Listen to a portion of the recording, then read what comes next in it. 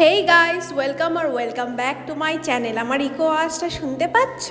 Actually আমি আছি আমার নতুন বাড়িতে।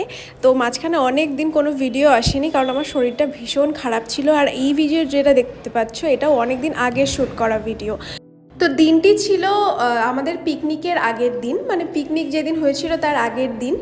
তো সেদিন খাওয়া দাওয়ার পর একটা পার্সেল চলে এসেছিলো। পার্সেলটা ছিল হলো একটা সিঙ্ক, মানে আমাদের নতুন যে বাড়িতে যে রান্নাঘর তৈরি করা হবে সেই রান্নাঘরের জন্য সিঙ্ক। আর এটা ছিল মায়ের অর্ডার করা সিঙ্ক, সেজন্য মা একটু বেশি মানে এক্সাইটেড ছিল এই অর্ডারটা নিয়ে, কারণ মা সচরাচর কিছু অর্ডার করে না, আমাকেই বলে আমি অর্ডার করে দিই, কিন্তু এটা মা নিজে থেকে অর্ডার করেছিল।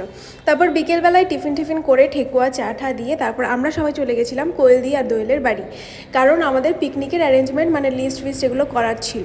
তারপর মামাকে জোর করে একটুখানি পড়তে বসানো হলো, আর ওর মা দেখো ওই দিক দিয়ে উঁকি মারছে। তারপর আমরা সব লিস্ট ফিস্ট করে নিই, আর তারপরে বাবা বজরংবলী মন্দির